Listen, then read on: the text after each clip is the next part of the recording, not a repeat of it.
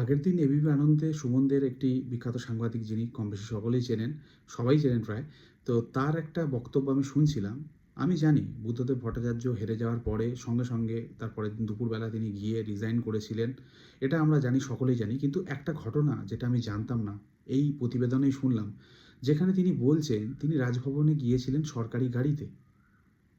তারপরে তিনি যখন 15 মিনিট সেখানে থাকেন, ইস্তফা দেন। দেওয়ার পরে যখন বেরোচ্ছেন সেটা নাকি অন্য গাড়িতে। আমি বুদ্ধদেব ভট্টাচার্যকে পছন্দ নাও করতে পারি, সেটা আলাদা প্রসঙ্গ। এই দলটাকে পছন্দ নাও করতে পারি, সেটা আলাদা প্রসঙ্গ।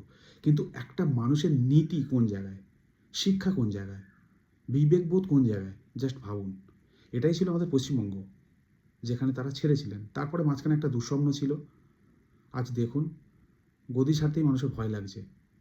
সোশ্যাল মিডিয়াতে তাদের যে স্ট্যাটাস রয়েছে, যা পোস্ট রয়েছে, সেগুলোকে চেঞ্জ করতে তাদের ভয় লাগছে। তার সঙ্গে আরও এরকম লোক দেখছি যারা ভোটের আগে অন্য কথা বলেছে, ভোটের পরে পুরো পাল্টি খেয়ে গেছে। বলছে না, আমার উপর চাপ ছিল, প্রেশার ছিল, ABCD সমস্ত কিছু বলে যাচ্ছে।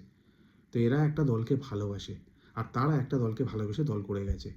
একটা কথা আমি অস্বীকার করব না কখনোই, CPM হেরে গেছে, বহু বছর হয়েছে, কিন্তু এরকম খুব কম লোক রয়েছে, পার্সেন্টেজ অনেক কম, যারা দল ছেড়ে বেরিয়ে গেছে। তারা এখনও মাটি আঁকড়ে পড়ে রয়েছে। এরাই হচ্ছে কিন্তু প্রকৃত সৈনিক। এটাই হচ্ছে দলকে ভালোবাসা। এইভাবেই নীতি গ্রহণ করতে হয় যে কোনো কিছুর ক্ষেত্রে। আর এদেরকে দেখুন, নিচে থেকে উপরে, চুনুপুরি থেকে রাঘব বোয়াল, সবাই ধাজ্জিয়া উড়িয়ে রেখেছে এই নীতি বলে শব্দটির, যা আমরা দেখতে পাচ্ছি বর্তমানে।